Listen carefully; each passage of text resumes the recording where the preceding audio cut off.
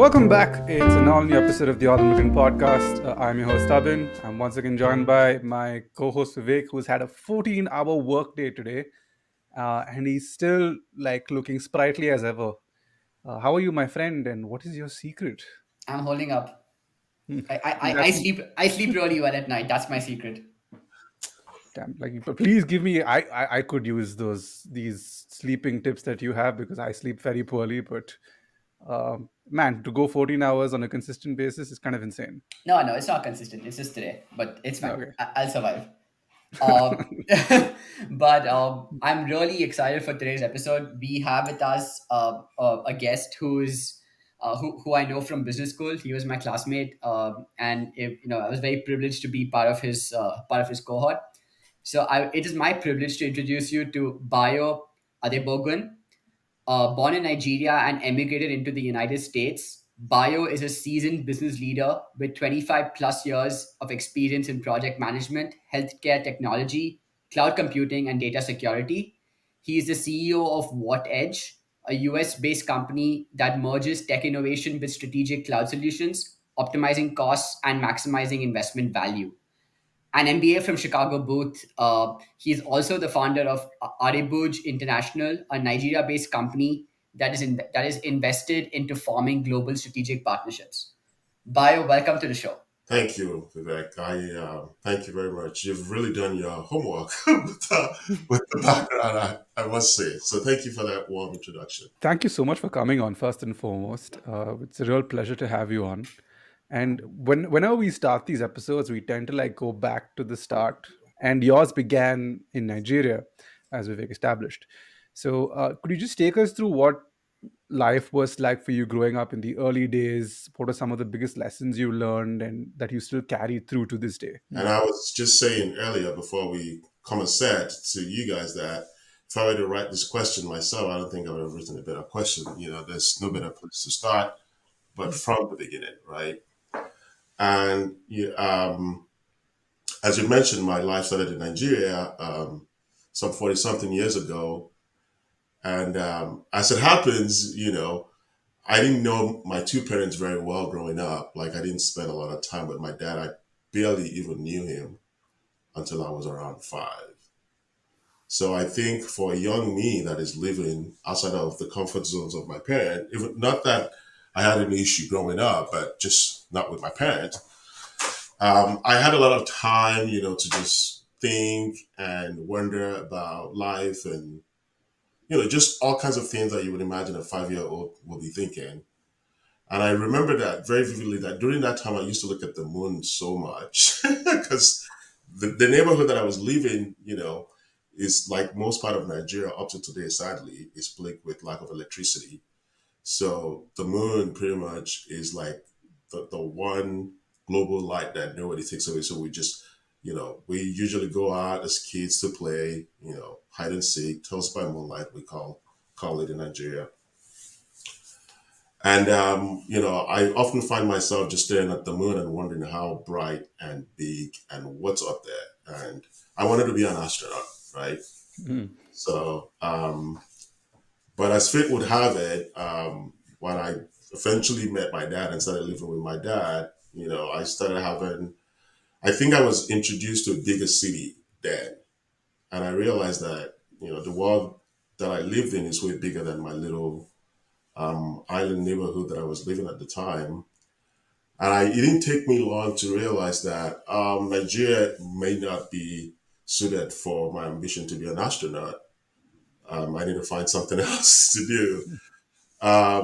I was told, and some people still believe, that I was a relatively smart kid, growing up. And usually in Nigeria, when you're smart, you either be a doctor, a lawyer, an accountant, an engineer, or you're a failure. So my family didn't want me to be a failure. So they planted the seed of becoming a doctor in my head at a very, very young age. Once I realized that I couldn't be an astronaut. I like how you mentioned the moon was a source of, it was like the source of light. I think of it as kind of like a source of hope also in a way, because it was kind of like you mentioned that you felt like you were very ambitious And maybe at some level you're also looking at the moon for, you wanted to do something bigger, and the moon was kind of like a reminder to that. So I really like that symbolism that you drew upon as a child, which was great. You also said something very interesting. You said that it was either an engineer, doctor, lawyer, or a failure. I was thinking the same thing. that that was it. That kind of stood out to me because I mean, maybe less so today, but that was probably true in India when we were growing up. Like Yeah. maybe not true today, Abin, maybe, Yeah. but definitely when we were growing up and we were kids. I think the way it went was all the smart kids went to science, all the less smart kids went to commerce, and all the really not smart kids went to arts. That was kind of like how it was, more so in my parents' time. Yeah. And then I think in my time it kind of switched a little bit, and I know that now it's a lot different. Actually, the right order is doctor, engineer, lawyer, and accountant. You know, if you're really, really good with numbers, right? And anything outside of that, you're a failure. And I think that as we'll get into further questions where you ask what I did in college, I was a failure by that definition. Got it. Yeah, yeah. So I mean, so you did mention doctor, lawyer, engineer. There were options, right? But you chose to go down the path of being a doctor, and you decided to specialize in microbiology and immunology, which is a very very niche specialization, right? So what made you specifically choose doctor, and within being a doctor, what made you specifically choose microbiology and immunology? I think, like I said earlier, I wanted to be an astronaut. I soon found out that that's not the path to go. So, doctor was sold to me.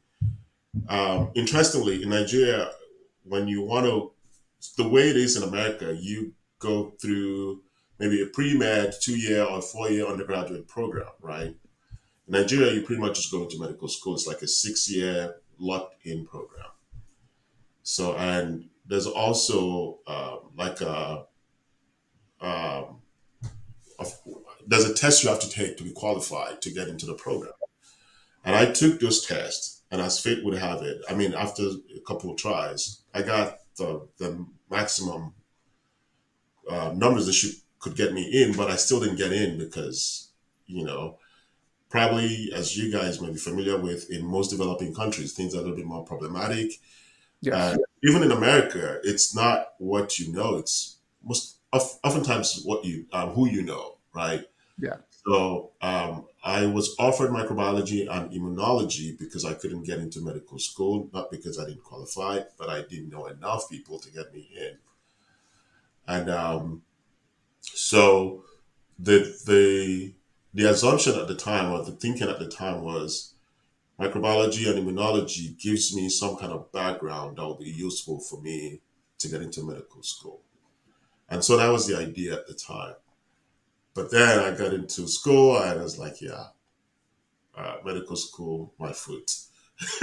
So, things change, We have plans, but then life happens. So, And it's so such a common thing, and when you speak to people and you hear about pivots they're basically forced into, so often than not you can plan for 100 different outcomes, and then there'll be that one outcome you didn't keep in mind, and it will ultimately change the course of your life. mhm. And it will be things that are definitely in that aren't in your hands, right?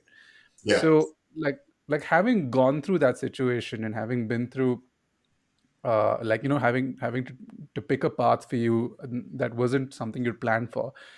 Eventually you decided to move to the US, and then and that itself is a life-changing decision. What were some of the contributing circumstances that led to that particular decision? Another great question. And I'm sure I'm going to say that till the last question. So please, and people will be like, yeah, did these people really write great question? Or this is just me giving you props? I think it's probably a combination of the two, but I really want to say for the record that I think those questions are really great. Thank you. And as people would find out, because I think this allows me to tell a good story in a very chronological order, right? Hmm. Um, so I came to the US in 2008, and one of the uh, reasons that precipitated that was I was in a very serious relationship at the time with someone who lived in the US. And once my medical program thing didn't pan out. It was we both decided it was a good opportunity for me to take a break from the frustration that comes with that Yeah. and just try a new environment. So I moved to the U.S. In 2008 to join her in Iowa. She was a grad student in Iowa at the time. So I lived in Iowa for a few months. Unfortunately, the relationship didn't work out as planned. So I moved to Kansas, and I spent most of my time in Kansas. First, just trying to get myself together, figure out what did I find myself in a foreign country with little friends. Once my relationship didn't work out, and so how do I navigate this? And I think I want to take a step back because one of the critical things that I found out during that time was, although I spoke very good English, right? Nigeria speaks English, but it was hard for me to have this type of conversation that we're having with people in the US. For one, it's an American English versus British English. So that I Yes. didn't know. So we kind of started there. So I'll give you an example. Like I would see a pickup, I would see a truck, and I'll call it pickup, and everybody will look at me strange. Nobody will understand what I was saying. And I would want somebody to back up, and I would say reverse. And people look at me like, who the Yes. hell is this guy? And one of the funny incident that I remembered, I just got back and stormed the yard with Chris Brown and Columbus Short was the movie at the time. And I watched that movie at a movie theater before I came to the US, and I loved it. So it was on TV this fateful day. I just landed in the US, and we're all watching it. And I was laughing so profusely because there was something funny about it. And somebody was looking at me like, why are you laughing? It's like, well, he just said something funny. It's like, did you understand what he said? It's like, I'm speaking to you in English. Those were like the challenges, right? And even when, you could speak with people, there's so much slang that I haven't familiarized myself with at the time that it's just like it's one sentence, like there's a bunch of things you would not hear in a sentence. It's like talking to somebody on the phone and they cut off every 2 seconds. So you just hear go, like, what the hell? So it was hard to communicate. But yeah, I moved to Kansas from Iowa, and I realized that I think in order for me to actually be able to enjoy my American life, I need to integrate myself into the system. So I went back to school. You know, I felt I had so much time. I wanted to give it a shot again to be a doctor. So I went back to college and took an undergraduate program to try to be a doctor. Although I had multiple choices to do a master's program, my employer at the time had offered me a master's program to be a therapist. I said no.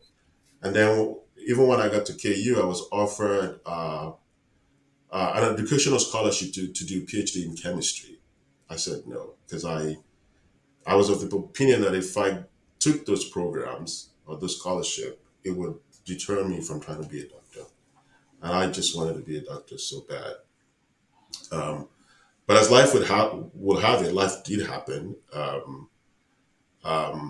So when I enrolled in school, because I had core sciences background, microbiology and immunology, I wanted to run away from core sciences and just explore because I could do that as a pre-med. Just make sure you take your core sciences to get into medical school, but you could just play around. So believe it or not, I took religious studies for 3 years, and I was going to graduate with um, a major in religious studies if I didn't decide that I wasn't going to go to medical school. So as soon as I realized that medical school was not my thing, I really didn't really love it that much. It was an idea that I bought into as a kid. And when you are in a country where you're by yourself, no mentor, no support, no moral, no financial support, you tend to reevaluate your priorities and just, try to do what you think is best for you at the time. And to really put a lot of meat into that, I wanted to tell you that I wanted to let your audience know that those were some of the most defining moment of my life, because I'll tell you that while in school and realizing that even though I've put in a lot of time to put myself in a position to be a medical doctor, I couldn't do it Mm. because the amount of money that I would need to borrow to complete the program just seems Insane. Yeah. horrible. It just seems like, why would you want to do this yourself? And the options I had at the time were to go to some remote, neighborhoods or communities in Kansas to go do that. I didn't find that very palatable because living in the city, I was dealing with boredom and some level of mental challenges because I didn't know a lot of people. So I thought taking myself to remote of the remote places would probably not a smart idea. Um, so I switched from religious studies major to back to. I think I tried to do pre-nursing. I probably tried music. I can't remember all kinds of courses within a period of 6 months to a year. During that time, I also took minor in geology, and then I eventually graduated with chemistry. Um, to give you to put specifics to some of the challenges, there was certain period, between 2013 or 2012, when I had stayed longer than I wanted to in school, that some of my funding dried up, right? Mhm. And I found myself, being negative almost 10,000 on my student account. And I had to bring those to current in order for me to enroll for the next year.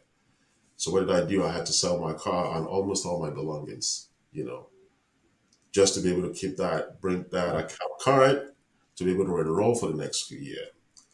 In addition to that, I went to the school finance organization. We call them KU Endowment. Mhm. And she's just looked at me with so much astonishment, and she just sat me down, gave me, a bottle of water, and said, "Just wait here for me." She went in and brought one of our staff and says, "This guy needs a loan approval. Whatever he needs to get it approved today, please help him."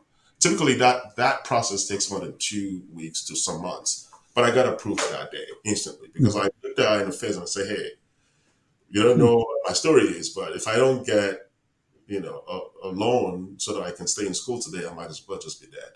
And she knew Mhm. I wasn't kidding. And I think part of the law in America, because I worked with supporting people, mental health, people less, I work with those people a lot. And part of the training is if somebody told you they're going to call 911. So I was Yeah. sure she didn't do that, but I'm happy that she didn't do that. Mhm. But another, good point to note was after selling my car and, persuading my way to getting a loan to stay in school, I have the issue of where to stay, right? Where to live. So because I didn't have money, I couldn't pay for my to keep my apartment. So I told my apartment manager, and I said, "I need a favor to keep staying in this apartment till I graduate, go get a job, and pay you." He thought I was going crazy. I said, "Okay, yeah, we'll just put your car down as a collateral." I was like, "No, you're not listening to me. I don't have anything. I want to stay here for as long as I can until I graduate and then pay you." It's like, "Okay, what else do you?" I was like, "Dude, I have nothing.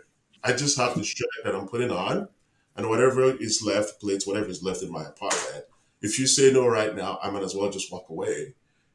I could do whatever or be homeless because you know, I can't afford to pay for the rent." The guy looked at me and was like, "Yeah, this guy seems crazy." So he went out of the room and, you know, talked on the phone for a minute. And then they looked at me and says, "You know what? I'm going to let you stay here because you stayed here for like 3 years. You have clean record. You never owed nobody. You never had any issue with nobody." And just looking at me, he thinks, I'm very, I have a very genuine reason that I'm going through something. So whatever it is I'm going through, it's going to allow me to stay. And when I graduate, just leave the key, walk away, and when I'm ready to pay, call.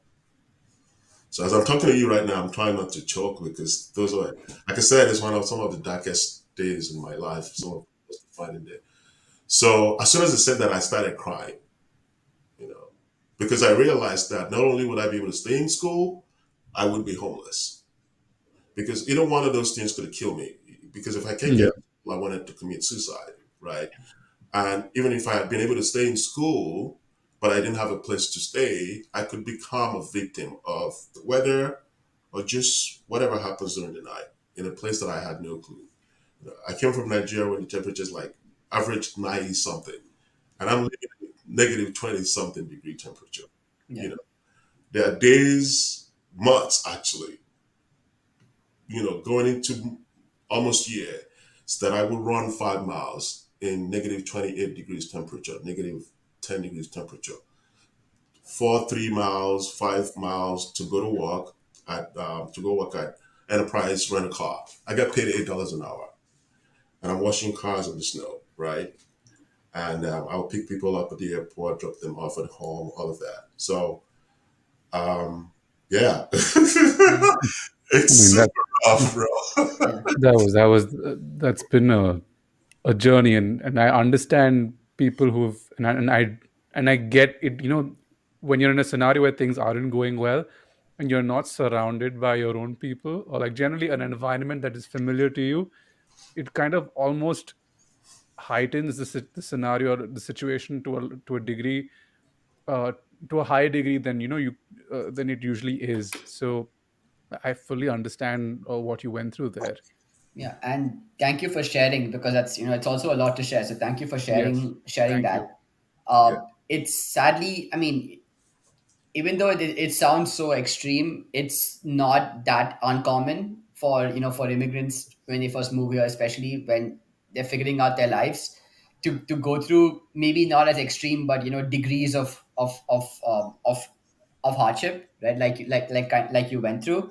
Um, I guess the one question I had here, as I was thinking about, a lot of people get into this. It's just part of it's just part of moving to a new country, right? It's just the way it is. You're an outsider. You're figuring out your life. It's just how it is in the initial days.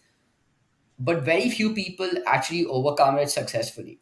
And Bayo, you're one of those people who have, right? You have overcome a lot of these challenges successfully.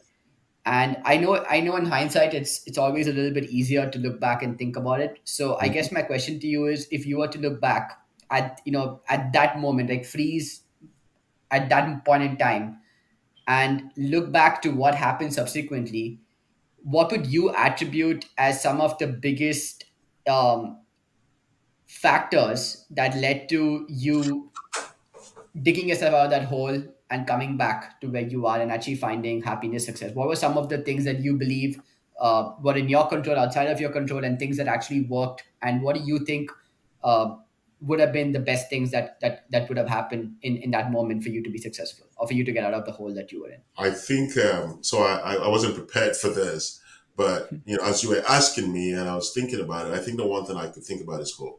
Yeah, I didn't come to America like most people that I know back in Nigeria. Like people do have ambition to go to America. While I wouldn't say I didn't have it, it wasn't at the time.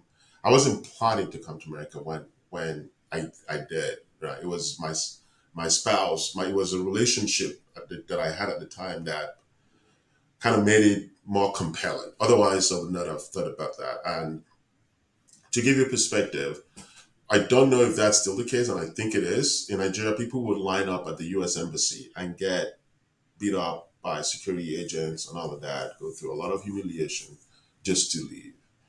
And when I would drop you know, my family's up, because I have a lot of uncles, that have been to America, every now and then, whatever. Um, I would say to myself, some friends, and I would say to myself that I hope that I don't end up like this. It's not, there's just something wrong with it. And as fate would have it, that came to be. Like I never went through that experience to come to America. It was like they were actually begging me to come to America because my spouse was so mad. Like, hey, the visa was given to me on a platter, and she was like, "Hey, you got your visa now. What the hell are you waiting for? You got to come over." So it felt like somebody was pleading for me to come.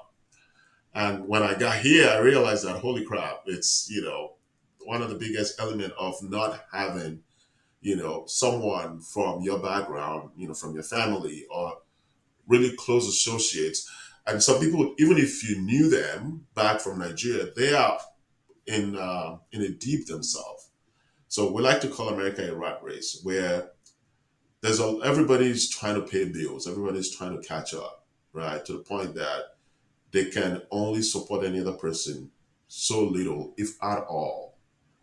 And for me, when I was going through that period, I look around and I say, well, I've heard of stories of people who came here who had it rough, like you rightly said. It's sadly, it's not uncommon. My case is not uncommon. Matter of fact, you could actually say it's one of the good stories, because people go through some way more extreme things that I've been through, even though I didn't share all of it, to the extent that I could share um, on the show. So I always believe in the idea of never giving up, right? And even though now I realize that sometimes it might be better to give up on something that is futile. Like there's no reason trying to fill a basket up if you don't have anything underneath to hold the water, right? But when it comes to just life, I have this belief in myself that if one person will survive in this world, right, that person would be me. And I think that's the mentality that drives me. So when I'm going through anything, I would ask myself, is this thing survivable, if that's a word, right? And what do I need to do to survive it? And sometimes most of the decisions I'm making at the time, they're not optimal decisions because I'm limited in my skills and my knowledge to make decisions. But that survival instinct, there's something about that I have that I just don't know how to quit when it comes to surviving. And I think that's the ultimate, thing that just kept me going. If there is a mentality to have, that is probably the mentality to have, where you just don't give up and you bet on yourself and you bet big on yourself repeatedly. Because no, but like people will say things and people will say things, and there's always going to be that noise around you. And you kind of, and as much as it's easy to say you shouldn't let it affect you, but it does. There are days, of course it does. Perception plays a huge part in everything we do, right? But if you have the ability to walk it off, or like take it, sit with it, process it, and then do what you need to do, you kind of look back on it and go, you know what, I'm glad I got through that period in my life, because I learned so much, and it has brought me to where I am today. Today may not be perfect, but today is, I mean, whatever I am today, these are the experiences that have built me up here. Now, speaking of these experiences, like we've spoken about, and you mentioned, kind of highlighted this in a couple of places, where you spoke about moving to the US and having dealt with the language barriers, and moving from Nigeria, again, a developing country, much like India, where there's a lot of noise, there's a lot of hustle and bustle. And I think it was Iowa where you moved to. Yeah. I assume it isn't exactly the loudest place on earth. So, Not at what all. was what was those that initial reaction when you landed in the US, and like what are some of the things that you've kind of grown to love and hate about the US since? Exactly right. Mm. Iowa, actually, when I told my friends back in Nigeria, they didn't believe I was in the US when I told them I was in Iowa. It's like, what is Iowa? It's like, it's not California, it's not New York, it's not even Texas. What the hell? So people thought I was lying, like I made up a name. Like I never knew Iowa existed. And so, I was like, okay, apparently I'm going to Iowa. And so I think on the one hand, it was very quiet, but actually I was raised quiet. My dad was an accountant for one of the biggest three arms of transportation in Nigeria. So there's Nigerian Railways Corporation, Nigerian Transportation, I don't know, maybe ground transportation, and then there's Nigerian Railways. Oh, there's Nigerian Airways. There's Nigerian Motor something. I can't remember what that is called, but then there's the railways. And at the time, my dad, the story I heard was Nigerian Railways was one of the best.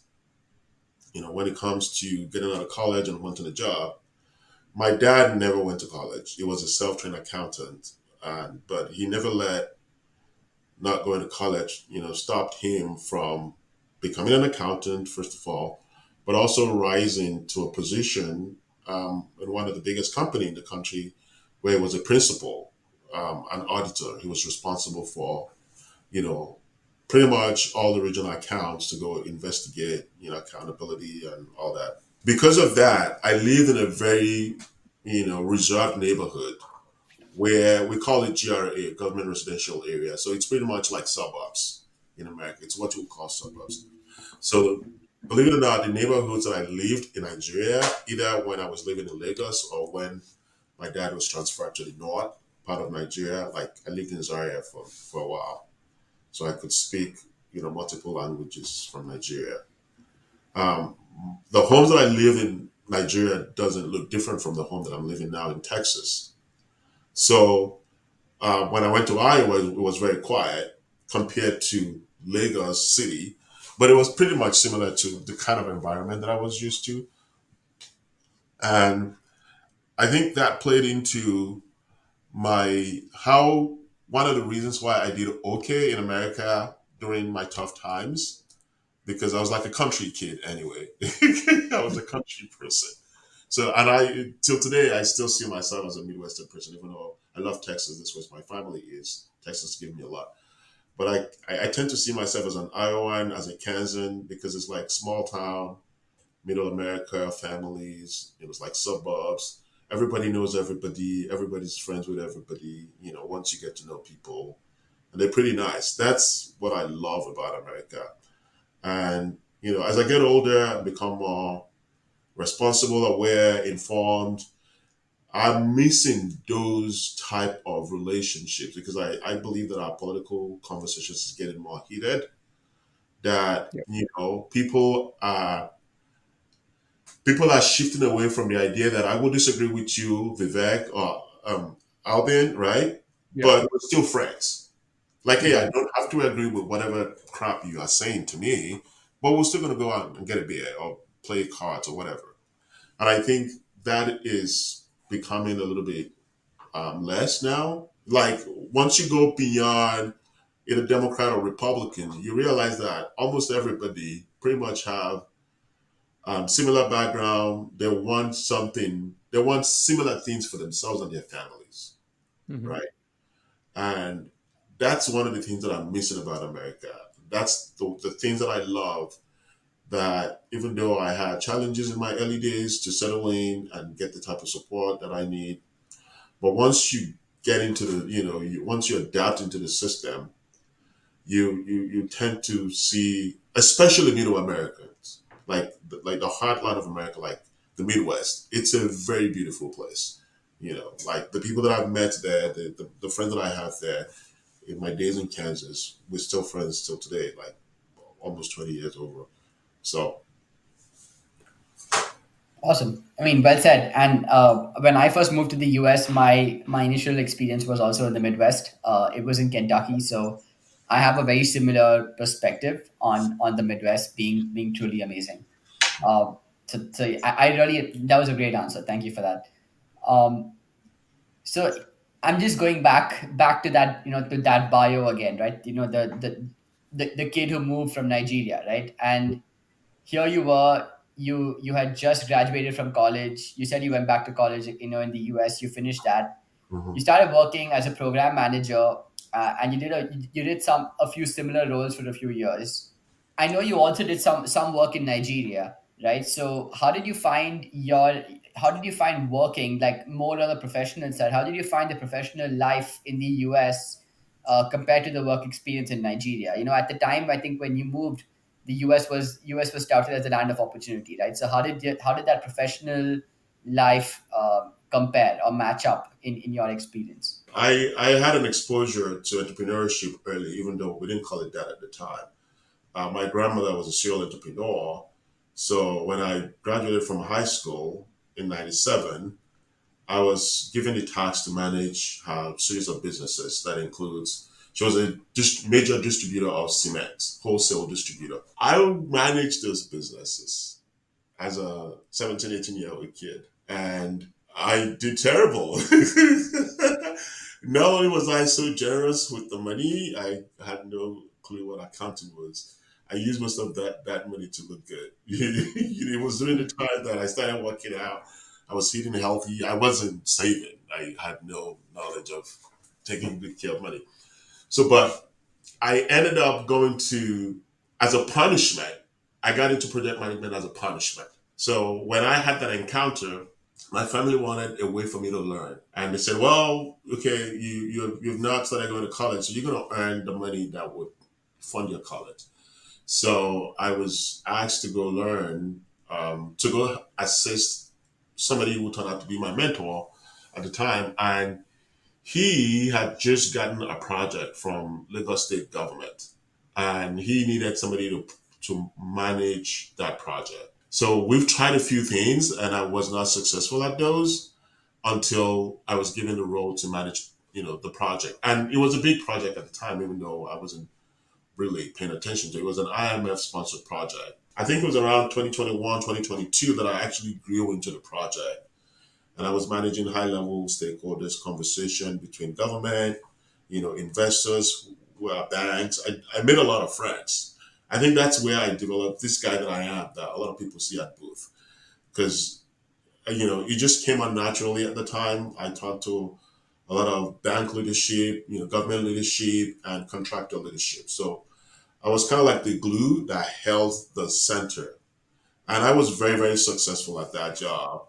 That experience, just being able to deal with people on a high level, managing project that has major visibility within government and investors, allow me to understand how to deal with people, because I did that project for about 10 years. So when I came to the US and my medical school,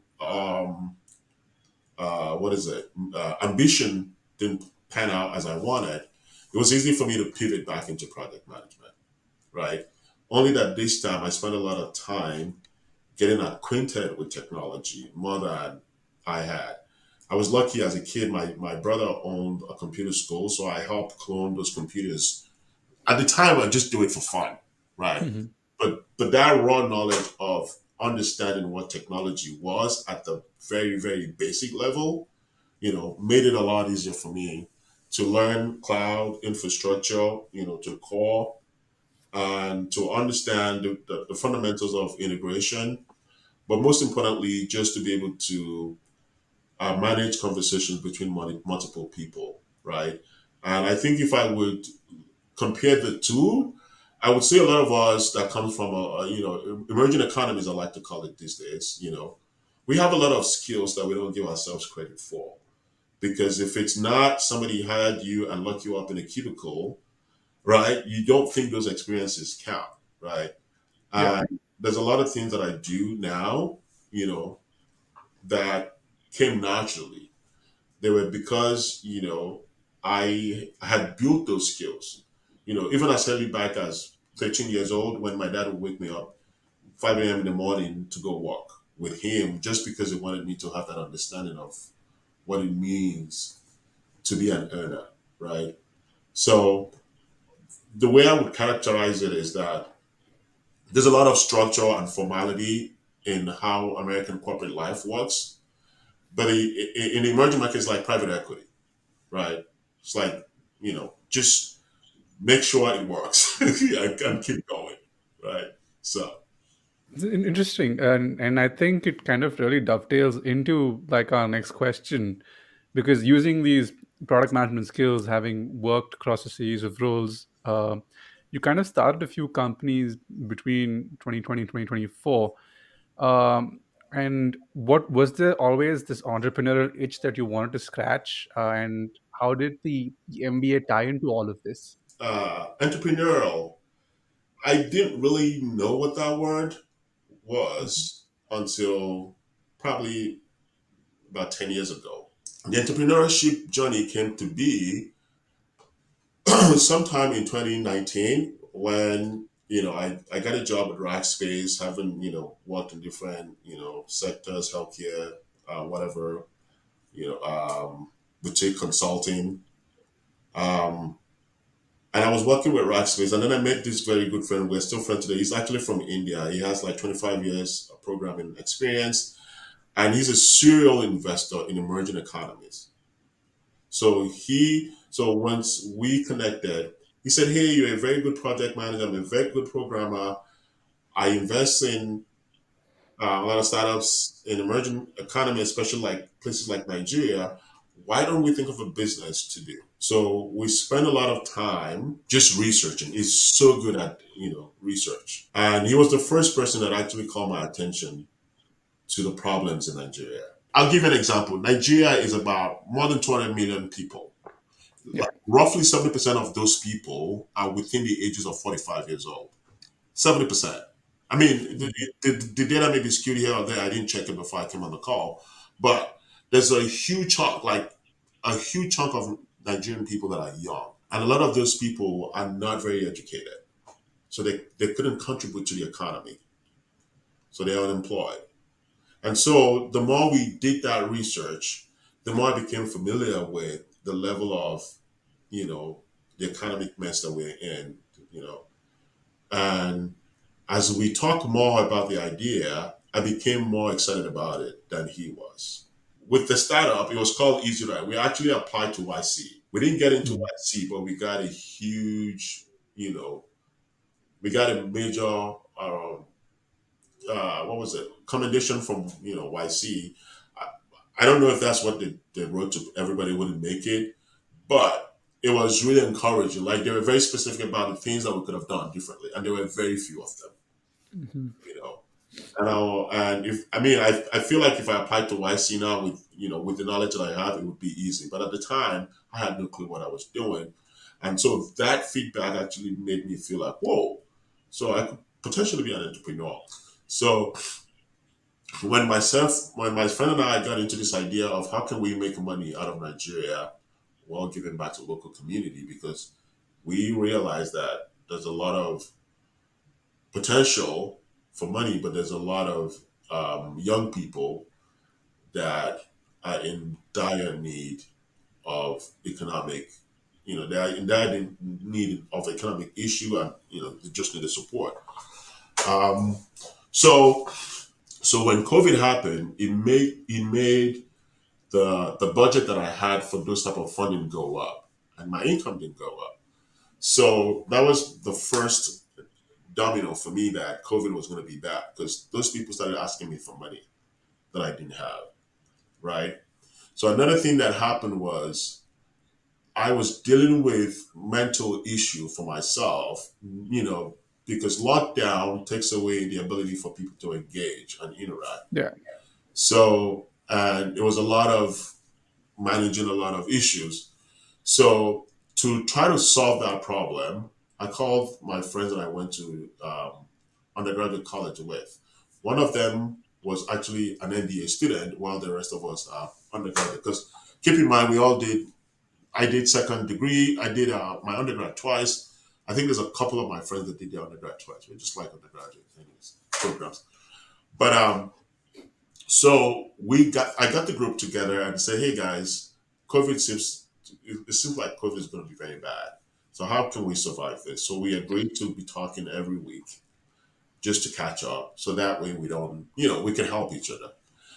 To make that group more consistent, I got an idea from my mother-in-law to turn it into an investment club, because I realized that there's got to be an incentive for people to come to the meeting every Sunday. Otherwise, nobody wants to come. And that was how Eldridge was born. So Eldridge is my first company, right? And sadly, before sadly, Eldridge taught me a lot of things about business. And as 2020 was, wrapping up, I took a Harvard Business School online program, core. I don't know if you're familiar with it. It has statistics, economic for managers, and Hmm. accounting. Yeah. So that further exposed me to a lot of business ideas, and I began to wonder, like, holy crap! So there's so much about just making six figures that I had no clue about. There was so much about the project that I was doing with Amit that I could have done differently. There was so much about my application to YC that I could have done differently if only I knew what I was learning from Harvard, right? And so that got me excited about business school. I think right about that time, I wanted to apply, and I had seen Booth. When I talked to my wife at the time, she was like, no way. Like 20K? Hell no, no way. So I said, hell no, no way. But unfortunately, in October 2020, while I was doing the Harvard program, my sister passed. And that compounded, the support, economic support that I was giving to people because she left three kids. One of them was the daughter she was having, when she died. So I felt a lot of pressure to support people financially, but also I was looking for emotional break. It was very gut wrenching. And to make matters worse, my wife was pregnant, very close to Mm. delivery. So I had this connection between my sister in Nigeria and my wife in America, both pregnant. One is dead because she had a baby. I'm afraid, what if, that happens to this one? So I was That's horrible. bad shit, like very, very bad shit. And I think it was that anxiety and all that fear that made me to convince my wife that if I'm ever going to survive taking care of the population that I support in Nigeria and my family, I need to go to business school to increase my earning power. A lot of people that I knew told me, you know what, just let's throw in the towel. And I just asked myself, and how would that look like in the history of my life?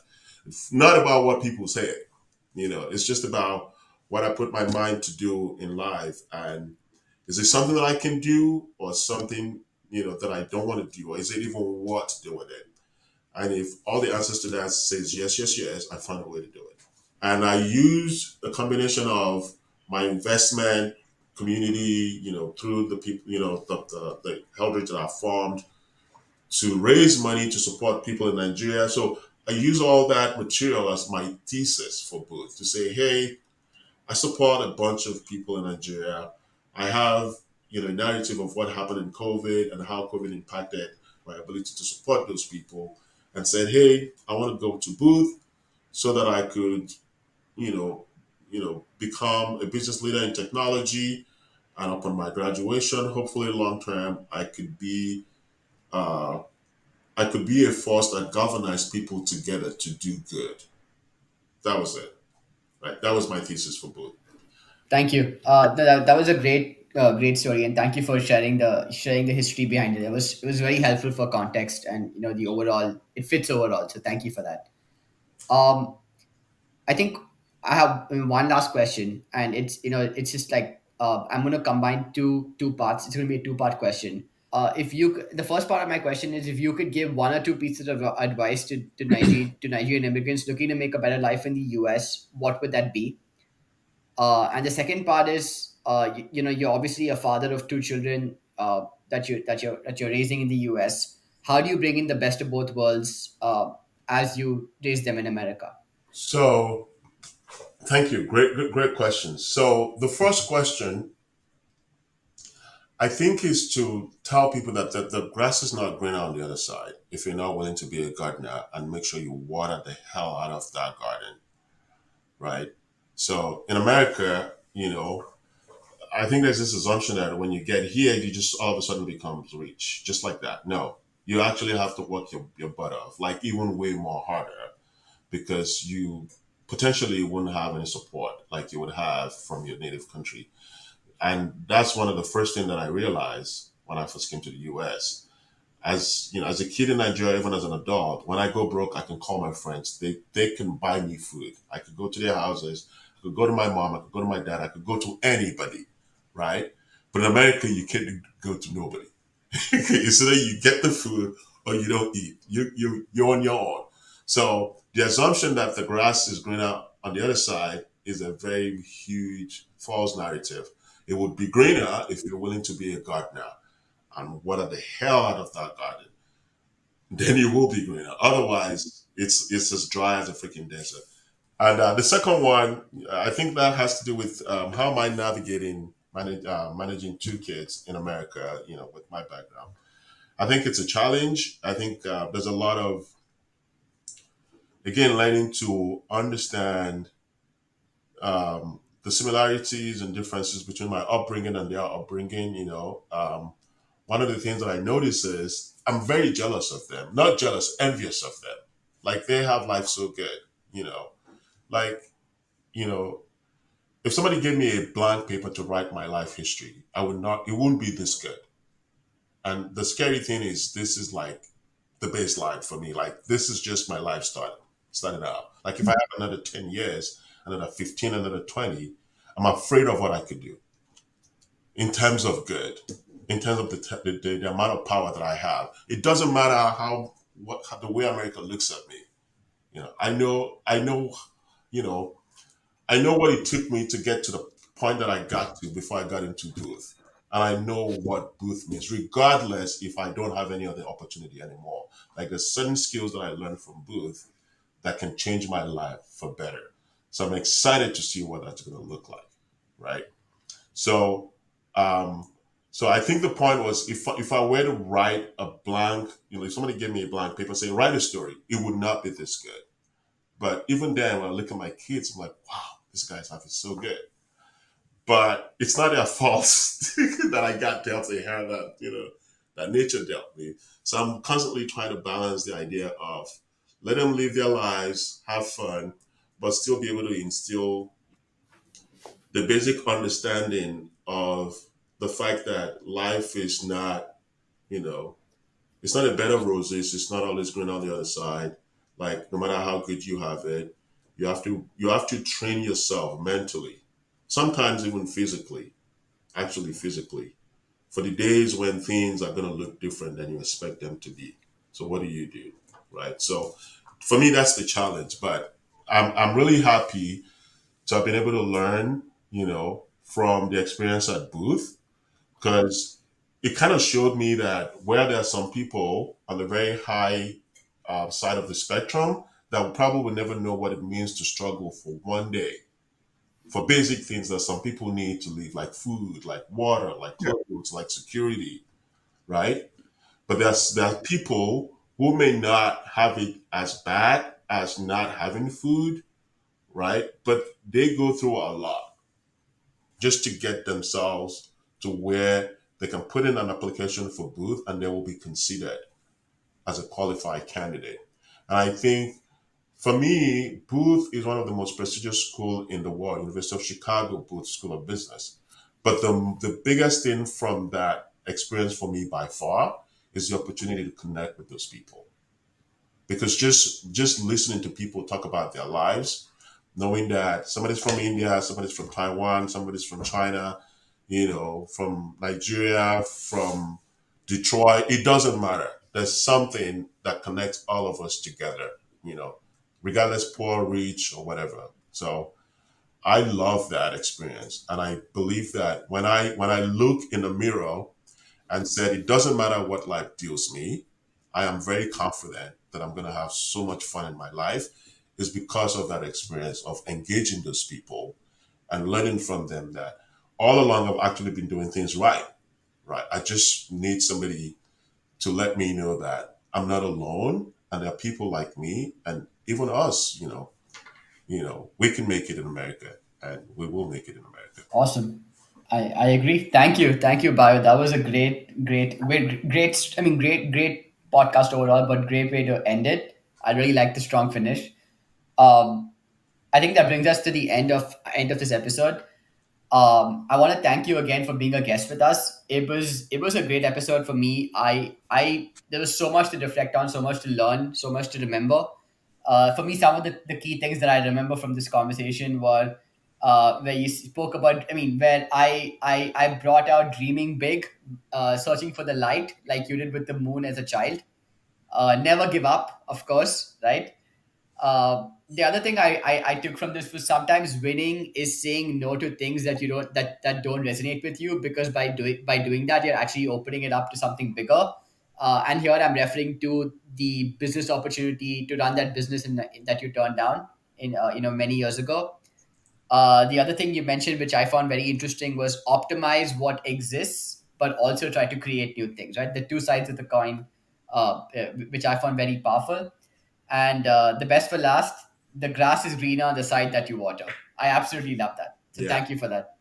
Thank you. Thank you. Really. I mean, I think as you can see, I'm not, I can't say I haven't done podcasts before, but maybe I haven't, but you've been in Zoom meetings, like, I can't remember, like, so many meetings. But when you just, it's like the lights comes on and you're talking about yourself. Sometimes people are not so loose. So I appreciate you guys providing the environment, the atmosphere that allowed me just to ease into it. And I think you could probably tell when you watch the video, there's a point where I just go. And I love the fact that towards the end of the conversation, I just ease into it, and you could probably tell. There's a lot of detail that I left, but I believe that you and I will continue to talk, and I would really love to get to be friends with Albin again. Of Hopefully, course. we have a sequel to this, and say, hey, you said you're going to do this. Well, how far have you come? And I'd be like, dude, Sure. Yeah. I actually went farther than I thought. Yes, Bayo. This was, I mean, definitely, I definitely do want to sync up again a couple of months, even years down the line, and see how things have been. Because for me, this episode was a very deep and a very personal story, and this is some of, and like a very, like I took a lot of things away from it. I took perseverance was up there. The need to give back to a community, to find value in doing work that is also providing for people, while also balancing the emotional heft of family struggles. We all have family struggles, but in your case, the things that you went through are, I mean, that's no mean feat. That's no easy feat. Like those were really really tough times, and to see you come out of it with the way you have is nothing short of inspirational. So I this is my day is just about to start. So it's like it's a good kick up my butt to be like, okay, I need to go pursue a couple of things. And this is, for me, this conversation was a really fun time, and I'd love to see where things are in a couple of months. Thank you so much. I'm glad that I can help you start your day, bright and early. Thank you for sharing the first part of your day with me, and Of course. I wish you great success. If there's anything I could do, Vivek is my friend. All he has to do is text me. He doesn't even have to call. And if you feel like you miss my voice, please put a phone on. I'm a phone call away. Yeah. All right. I guess that's us. That brings us to the end of this episode. I will leave, if you would love to get in touch with Bio, I will leave his links in the description below, primarily his LinkedIn, and if there's a website to him, I'll also leave a link to that as well. We will catch you on the next episode. Until then, see you, take care, and don't forget to like, and subscribe to the podcast. It really helps us going. We'll see you soon. Take care. Thank you. Take care, guys.